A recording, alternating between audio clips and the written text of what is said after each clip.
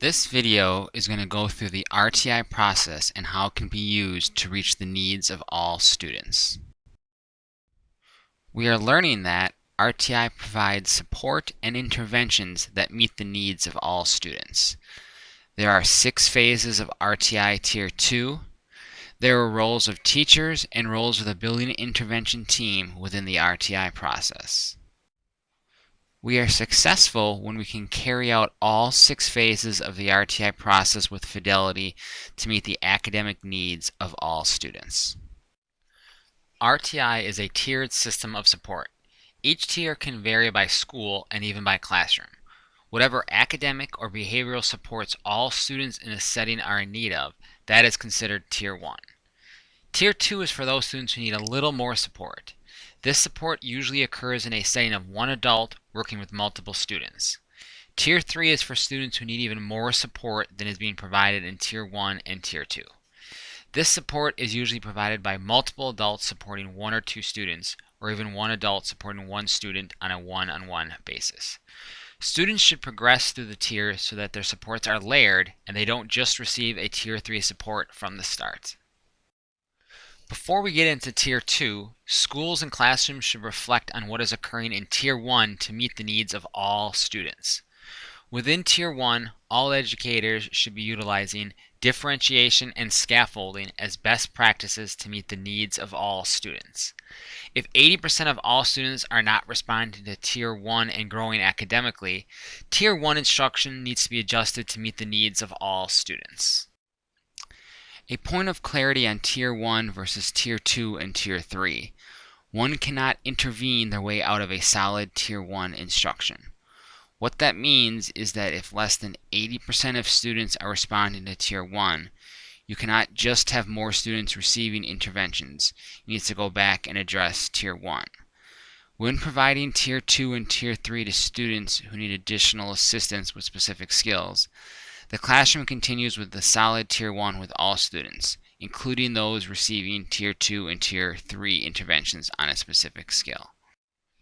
Before we get into the phases of the RTI process, a reminder that all of our resources we reference are located on the RTI PBIS MConnect page. Once logged into MConnect, move the mouse to Initiatives without clicking, and then over to RTI and PBIS and click the words RTI and PBIS. Here are the phases of the RTI process here in Milwaukee Public Schools. We will go into details further later in this video. Please take a moment and pause the video and discuss as a group which 2 phases of the RTI process do you feel we as a school are strongest with our implementation? Which 2 phases of the RTI process do you feel as a school we need to address and improve the most? Please pause the video now. You should all have a note-taking guide in front of you. On the first page, you can take notes on each of the 6 phases of the RTI process. First, we screen all students 3 times a year using STAR. In addition to using STAR, a teacher should consider additional data, including previous screening data, classroom formative and summative assessments, PALs, and other assessments the student has taken. All regular education and special education students in kindergarten through 10th grade must be screened and considered for an intervention. All students performing on STAR significantly below target, well below target, and below target must be considered for an intervention. Teachers should use all available data in determining which students are in need of an academic intervention. After the classroom teacher has screened all students, the teacher needs to dig deeper into the data and diagnose the specific skills the student needs additional assistance with. To diagnose, the teacher should reference the instructional planning report on STAR for a list of specific skills an individual student needs more work with. The math and reading departments have also created a 1-page help guide on diagnosing students for specific skill deficits. These guides can be found on the intervention page on the RTI PBIS MConnect. Once the teacher has diagnosed the specific skills the student needs further assistance with, the teacher can begin to plan the intervention. All students identified for a Tier 2 intervention must be engaged on a computer-based intervention at Fidelity, which is considered 60 to 90 minutes a week. Odyssey links directly to STAR, so once a student logs on Odyssey, they will be set up with specific lessons and activities linked to the identified skills from STAR. On ST Math, Achieve 3000, or ALEX, the teacher will have to assign activities that are connected to the student's area of need. Once a student has been identified for an intervention, a goal of moderately ambitious must be set in STAR. For more information on setting a goal in STAR, contact your RTI PBIS coach or the RTI and STAR Assessment Reports Guide on MConnect. All students receiving an RTI intervention must have a notification letter sent home. These letters can be found in MConnect under Resources. Once the letter is sent home, the teacher needs to create an RTI contact log on Infinite Campus, indicating the letter was sent home. Directions for this can also be found under Resources on MConnect. An intervention is geared towards a specific skill that the student is missing in their educational growth. Accessing this specific skill will allow the student to make educational gains with their peers. The intensity of interventions is matched to the intensity of student need and can be adjusted through many dimensions including length, frequency, and duration of implementation.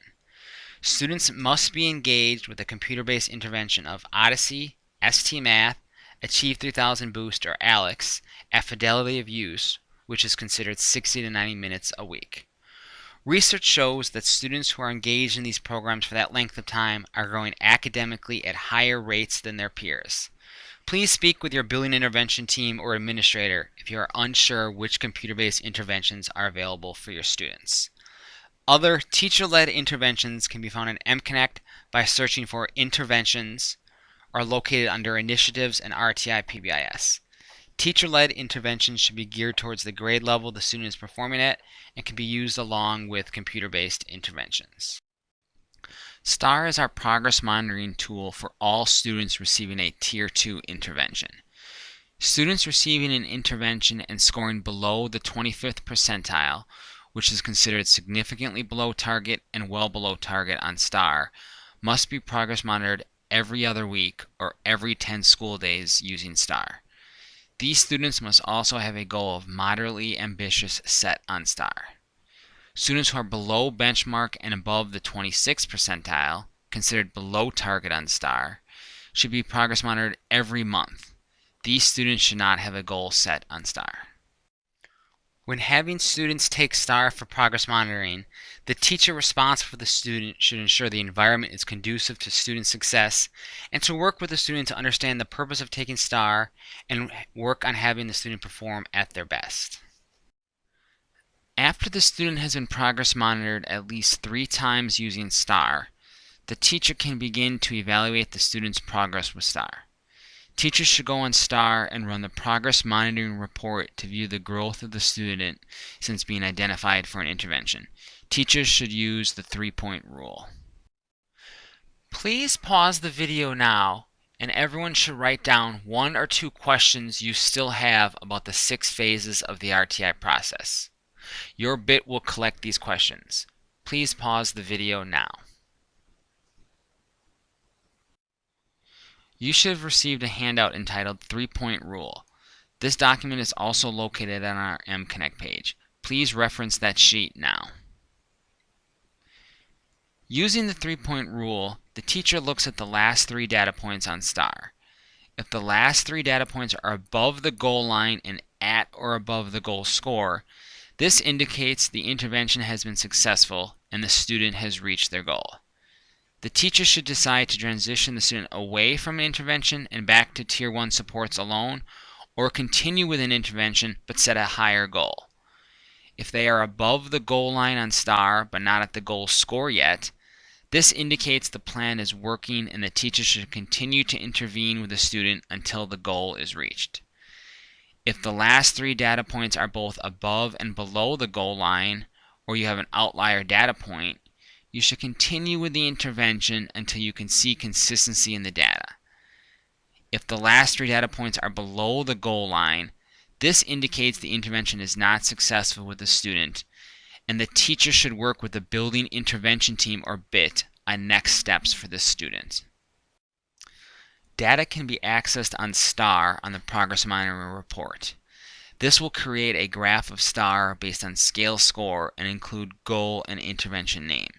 This report is most convenient for a teacher to use to look at individual student data. Data can also be accessed on Data Dashboard on the Intervention Dashboard.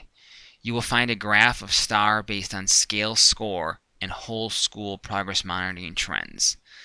This report is most convenient for the building intervention team to look at school-wide trends and individual student data for students that have been referred to them through the classroom teacher. Help guides for accessing data on both STAR and Data Dashboard can be found on the RtI PBIS MConnect page. You should have 2 example graphs in your packet. Please look at those now. Here's an example graph of a student on STAR. As you can see, the last 3 data points are below the goal line and the goal score.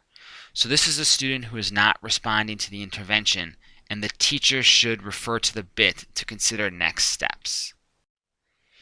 Here's another student's scores on STAR. As you can see, they have scores above and below the goal line, but in general, the scores are improving and they have scores above the goal line. You should continue with the same intervention plan with the student until you get more consistent data as you reach the goal score. Here is a student's score on the Data Dashboard. As you can see, the last 3 data points are below the goal line. This student should be referred to the bit to consider next steps with their intervention. Here's another student's scores on Data Dashboard. As you can see here, their last 3 data points are above the goal line. So the teacher should reflect on if the student should continue with the intervention, increase the goal, or what should be next steps. But this student is responding to the intervention. Teachers or teacher teams, which would be grade level or department teams, are responsible for all 6 phases of the RtI process at Tier 2. Teachers should monitor and evaluate students receiving an intervention. You should consult the bit once teachers have completed all 6 phases of the RtI process.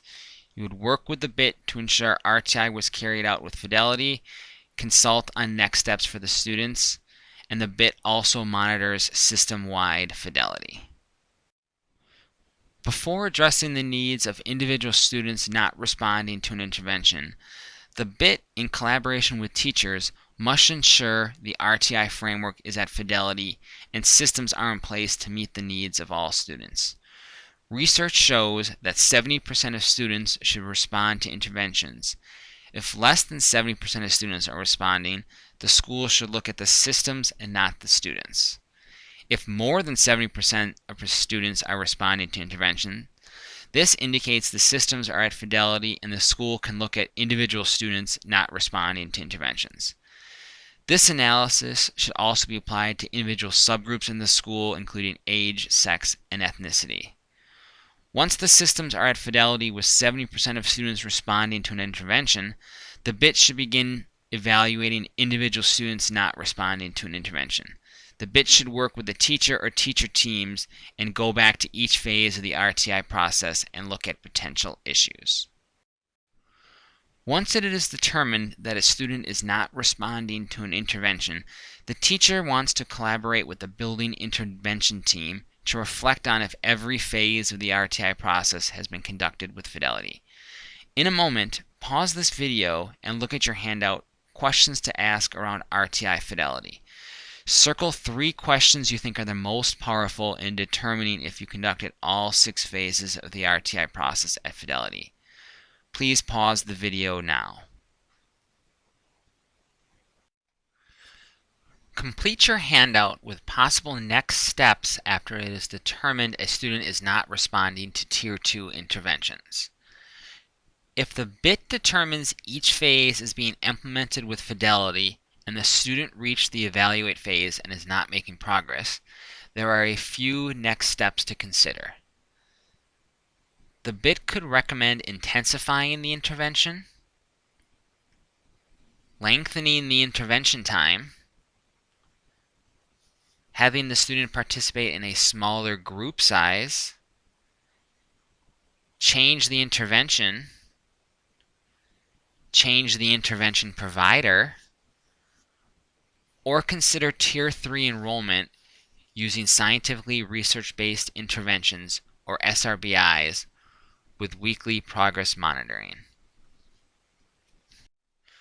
For the majority of students who are in need of the extra support provided through Tier 2 interventions, they will respond to the intervention and begin to close academic gaps. In some cases, a student may need something beyond what Tier 2 provides. We must make sure we make data-based decisions regarding students. A teacher should follow the following steps for a student not responding to Tier 2 interventions. Complete your handout with the 6 steps for students not responding to a Tier 2 intervention. First, you refer to the building intervention team. Next, working with the building intervention team, you ensure all phases of the RtI process are conducted with fidelity. Then, the BIT and the teacher consider inclusion in a Tier 3 intervention. If it is decided the student should go into a Tier 3 intervention, you must obtain 3 baseline scores. Next, the teacher uses a scientifically research-based intervention, or SRBI. At that point going forward, you will use weekly progress monitoring for those students.